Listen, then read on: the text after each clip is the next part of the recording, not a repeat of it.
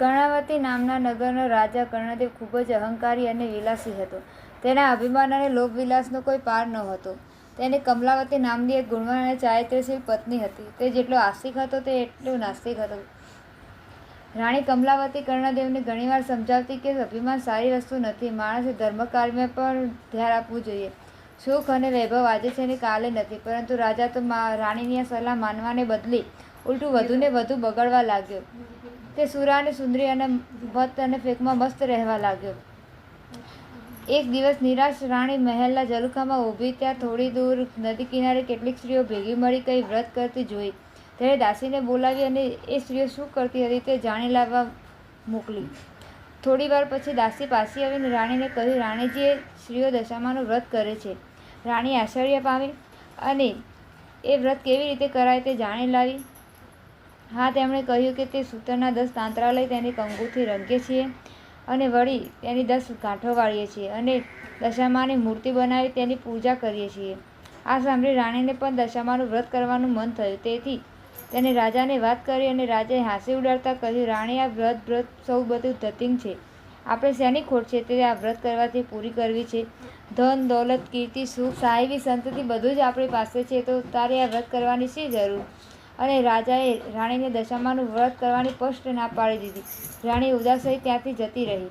પરંતુ મા દશામાનું આવું ઘોર અપમાન થયેલું જોઈ મા ક્રોધથી રાતાપીળા થઈ ગયા અને તેને અભિમાની રાજાને પાઠ ભણાવવાનું નક્કી કર્યું. બીજા દિવસે સૂર્યોદય થતાં પાડોશી રાજાનો લશ્કર લઈ કર્ણાવતી પર ચડી આવ્યો અને એકાએક આક્રમણથી કર્ણદેવ હેબકાઈ ગયો અને લડાઈમાં હારી ગયો. પાડોશી રાજાએ તેનું રાજપાટ લૂંટી લીધું. જીવ બચાવવા રાજા રાણી અને બંને કુંવરો નાસી ઉઠ્યા. રસ્તામાં રાણીએ કહ્યું, તમે મને દશામાનું વ્રત કરવાનું ના પાડી તેથી દશામાનો કોપ તમારા ઉપર ઉતર્યો છે. રાજા આ સાંભળીએ રાણીને મારી. આમ ભૂખ, તરસ, થાક, ત્રાસ વેઠતા વેઠતા રાજા રાણી અને બંને કુંવરો એક વાડીમાં પહોંચ્યા. ત્યાં થાક ઉતારવા બેઠા તો વાડીના ફૂલ ઝાડ એકાએક કરમાઈ ગયા. રાજા રાણી અને બંને કુંવરો હબક ખાઈ ઉઠ્યા અને ત્યાં માળી આવી પહોંચ્યો. તેણે પણ આ દ્રશ્ય જોઈ વિચાર કરવા લાગ્યો કે માનો ના માનો આ લોકો અકર્મી લાગે છે. નહીંતર આમ હરીભરી લીલોતરી ક્ષણભરમાં ક્ષુભ્ણ થાય નહીં. અને ત્યાંથી તેમને હળદૂત કરી કાઢી મૂક્યા. રાજા રાણી અને બંને કુંવરો નિરાશ વધને ત્યાંથી આગળ ચાલ્યા. થોડી દૂર ગયા તો તે એક વાવ પાસે આવી પહોંચ્યા. વાવ જોઈ બધાને પાણી પીવાનું મન થયું. કુંવરો તો ઝડપથી પગથિયાં ચાલવા લાગ્યા. પરંતુ વાવમાં ગયા તો બંને કુંવરો અદૃશ્ય થઈ ગયા. રાજા અને રાણી કાળમુખ અલ્પામ કરી ઉઠ્યા. રાજાને પણ હવે મનોમન પસ્તાવો થવા લાગ્યો કે જરૂર દશામાના ક્રોધનો જ હું શિકાર બન્યો છું. પહેલાં રાજ્ય ગયું અને હવે બંને કુંવરો. રાજાએ રાણીને કહ્યું, રાણી, રડીશ નહીં. જેને કુંવરો આપ્યા છે તેને જ કુંવરો પાછા લીધા છે. રાજા અને રાણી ત્યાંથી આગળ ચાલ્યા. ચાલતા ચાલતા એક ગામના પાદરે પહોંચ્યા. રાજા આનંદિત થઈ ઉઠ્યો અને કહ્યું, રાણી, આ તો મારી બહેનનું ગામ. ચાલ મારી બહેનને ત્યાં મળવા જઈએ. રાજાએ પોતાનો એક માણસને બોલાવી પોતાના આગમનનો સંદેશો પોતાની બહેનને ત્યાં મોકલાવી. બહેને પણ ભાઈ માટે પિત્તળના ગળામાં સુખડી અને સોનાનું સાંકળું મોકલાવ્યું. રાજાએ ગળામાં જોયું તો સુખડીની જગ્યાએ કોલસા અને સાંકળાની જગ્યાએ ફૂંફાળા મારતો કાળો કતરો નાગ હતો. આ જોઈ રાજા ક્રોધથી રાતોપીળો થઈ ગયો અને તેને માનવામાં ન આવ્યું કે તેની સગી બહેને તેના માટે સાપ મોકલાવ્યો હતો, પરંતુ તે હકીકત નથી. રાજા માથું પકડી વિચાર કરવા લાગ્યો તો તેને સમજાયું કે આ બધું દશામાના ક્રોધનું જ પરિણામ છે. તેથી તેને ગળાને ભોંયમાં દાટી દીધું. રાજા અને રાણી ત્યાંથી આગળ ચાલ્યા. ચાલતા ચાલતા એક નદી કિનારે આવ્યા. નદી કિનારે ચીભરાની વાડી હતી. રાણીને ખૂબ જ ભૂખ લાગી હતી. તેને રખેવાળને એક ચીભરું આપવા કહ્યું. રખેવાળને પણ રાણી પર દયા આવી અને તેને રાણીને એક ચીભરું આપ્યું. રાણીએ ચીભરાને સાડીના છેડે ઢાંકી દીધું અને રાણીને થયું કે કૂવાના કિનારે શાંતિથી ચીભરું ખાઈ પાણી પીશું.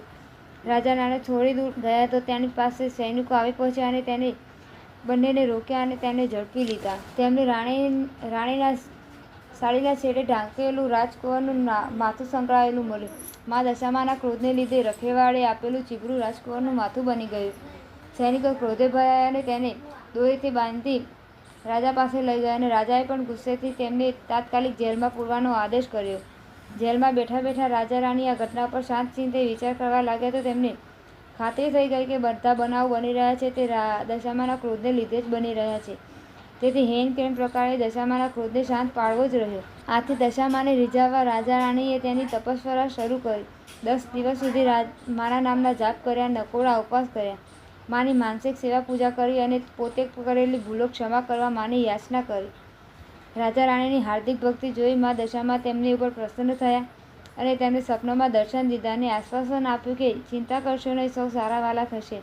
બીજા દિવસે શત્રુદયે સ્વપ્નમાં દર્શન દીધા મા દશામાએ એને કહ્યું, હે રાજન, તે નિર્દોષ પતિ પત્નીને વગર વાંકે જેલમાં પૂર્યા છે તેમને સવારે છોડી મૂકજે, નહીં તો તારું સર્વનાશ થશે.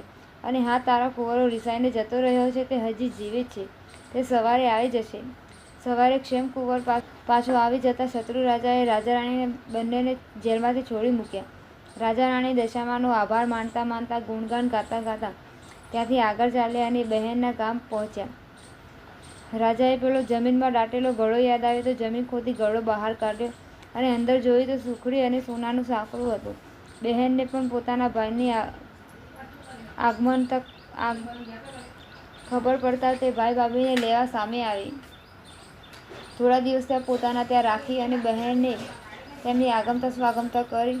પછી રાજા રાણી અને બંનેએ ત્યાંથી વિદાય લીધી અને તે એક વાવ પાસે આવી પહોંચ્યા અને બંને કુંવરો અદૃશ્ય થઈ ગયા હતા. ત્યાં વાવમાં એક ડોશીમાં બંને કુંવરોને લઈ ત્યાં રાહ જોતા ઊભા હતા. રાજાએ પૂછ્યું, આ કુંવરો ક્યાંથી મળ્યા? જવાબ આપતા મા દશામાએ તેમનું અસલ સ્વરૂપ પ્રકટ કરી અને રાજા રાણીને આશીર્વાદ આપતા કહ્યું, હે રાજન, તારી રાણીની ભક્તિથી હું પ્રસન્ન થઈ છું. તેની ધર્મપરાયણતા અત્યંત પ્રસન્નીય છે. તું પણ હવે સુધરી ગયો છે. જ્યાં તારું લૂંટાઈ ગયેલું રાજ્ય તને પાછું મળશે. દશામાની કૃપાથી રાજા ગદગદ થઈ ગયો અને માના પગે પડી ગયો. મા, તમે તો દયાળુ છો, તમારી મહિમા અપરંપાર છે. તમારી કસોટીમાંથી પાર ઉતરવું પારમ માનવી માટે કઠિન છે. તેથી સૌના ઉપર દયાની અમીર દ્રષ્ટિ બનાવી રાખજો. દશામાએ કહ્યું, હે રાજન, જે કોઈ મારું વ્રત કરશે તે મારા અમીર દ્રષ્ટિનું પાત્ર થશે. જે કોઈ મારું અપમાન કરશે તે મારા ક્રોધનો ભોગ બનશે. અને દશામાં અદૃશ્ય થઈ ગયા. પછી રાજાએ પ્રજાનો સાથ લઈ શત્રુ રાજા પર લડાઈ કરી અને પોતાનું લૂંટાઈ ગયેલું રાજ્ય પાછું મેળવ્યું. રાજાએ નિષ્ઠાથી મા દશામાનું મંદિર બંધાવ્યું અને પ્રજામાં મહિમા વધારી. માના પ્રતાપથી તેઓ સુખ શાંતિથી જીવન પસાર કરવા લાગ્યા. જય દશામા. દશામા જેવા રાજા રાણીને ફર્યા તેમ સર્વને ફરજો. વ્રત કરનાર, વાર્તા લખનાર, વાર્તા વાંચનાર સર્વની દશા સુધારજો. સુખ સંપત્તિ અને સંતતિ આપજો. શ્રદ્ધા અને વિશ્વાસ અને સનિષ્ઠા પ્રદાન કરજો. જય દશામા.